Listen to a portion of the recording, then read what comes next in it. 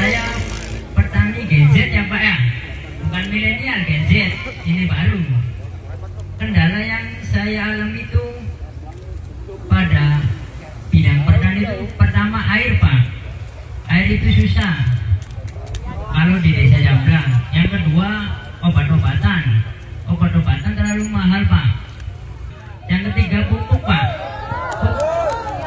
pupuk subsidi itu terlalu kurang sasaran Pak. Yang tidak mengharap lahan itu ada yang dapat, yang mengharap lahan kadang-kadang tidak dapat, begitu Pak.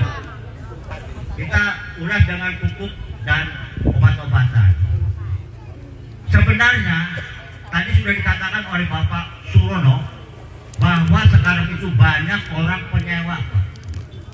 Ternyata di situ RDKK-nya tidak terdaftar.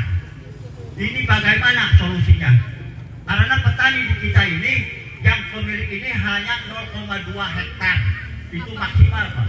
Minimalnya Pak 100 batang sekurang nama. Itu. Jadi mohon istilahnya ini pupuk ini dan obat-obatan ini supaya disalurkan dengan sasaran. Jangan sampai hanya teori Pak. Prakteknya sama. Kita juga susah Pak. Sebab apa? RDKK permasalahannya. Ini perlu dianalisis lagi RDKK-nya. Karena kios-kios ini kalau tidak ada RDKK tidak dikasih. Apalagi sekarang pakainya KTP. KTP itu di zaman sekarang itu zaman modern Pak. Gak usah KTP lagi lah. Siapa yang membutuhkan silakan kasih. Itu Pak. Ini mempersulit kepada petani. Benar. Dalam satu tahun itu kan 3 musim Pak. Nah untuk bantuan dari pemerintah itu subsidi itu tidak mencukupi Pak. Paling kan dijatah nih masalah pupuknya tuh. Paling mungkin 1 periode, jadi kita kesananya tuh susah. Kalau harus beli tanpa subsidinya itu susah Pak. Yang pertama masih Dayat ya dari Jamblang. Sekarang maju ke depan nanti langsung dilaporkan titik air yang bermasalah di mana. Ada Pak Bupati nih, langsung Pak Bupati mohon nanti langsung diterjunkan. Kalau kewenangan kabupaten, maka pengairan kabupaten. Kalau BPWS nanti tugas saya, BPWS untuk dilakukan normalisasi. Kalau provinsi nanti Pak Doni, Komisi 4, ya terkait dengan PSDA provinsi. Jadi masih daya titik air yang bermasalah, segera laporkan ya. Termasuk tadi Pak Nendi dan Ibu siapa? Wanisa yang Jamblang. Segera titik air yang bermasalah di mana, tidak menunggu lama. Senin besok kita cek permasalahannya di mana. Ya. Yang kedua masalah pupuk. Masih Dayat, Pak Nendi, penyaluran pupuk itu yang subsidi mewajibkan petani itu menjadi anggota dari kelompok. Kalau yang bukan anggota kelompok tidak bisa Pak.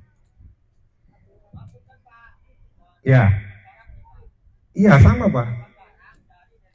Betul gini. Makanya kelompok itu yang harus mengupdate Pak anggotanya.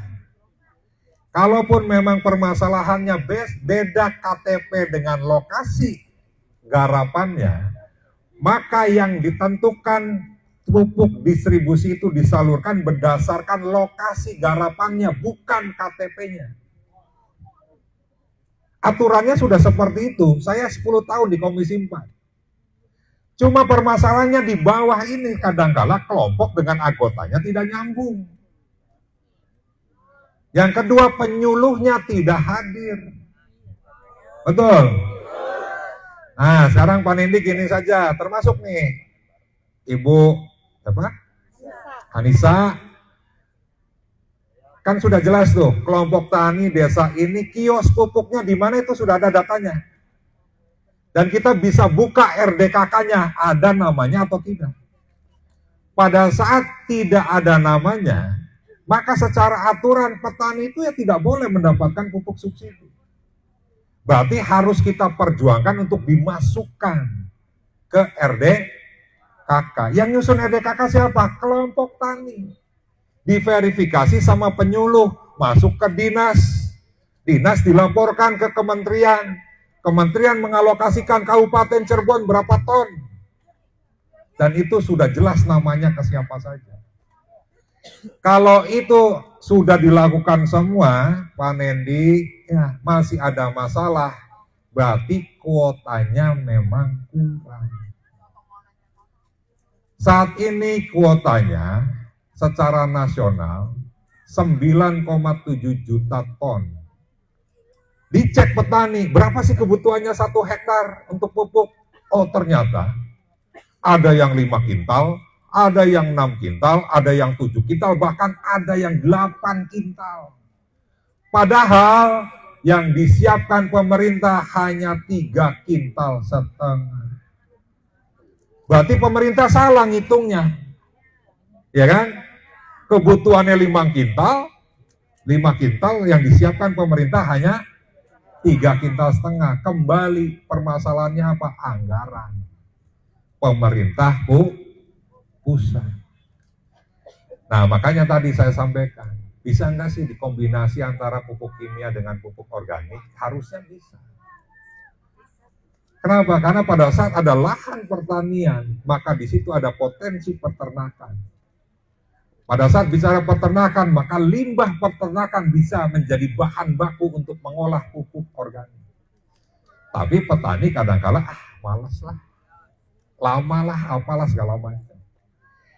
Nah sehingga Pak Nendi atau siapapun Bapak Ibu sekalian yang mengalami permasalahan belum terdaftar di NDKK, silakan maju ke depan juga. Kita akan cek ke kios pupuknya.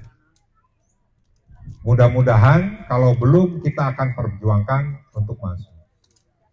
Ini belum masuk tanam lagi kan? Belum kan ya?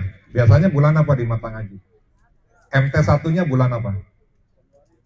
Januari. Panen Januari. Nah, makanya ini buru-buru nih. Karena itu harus sudah masuk, ada batas waktunya, kalau nggak salah bulan November sudah masuk ya. Bahkan nah, biasanya yang ke pusat dari Bupati ke November ya. November seharusnya sudah masuk. Makanya sekarang waktu yang tepat, siapapun Bapak Ibu yang hadir di sini yang masih bermasalah terkait dengan pupuk, dilaporkan segera.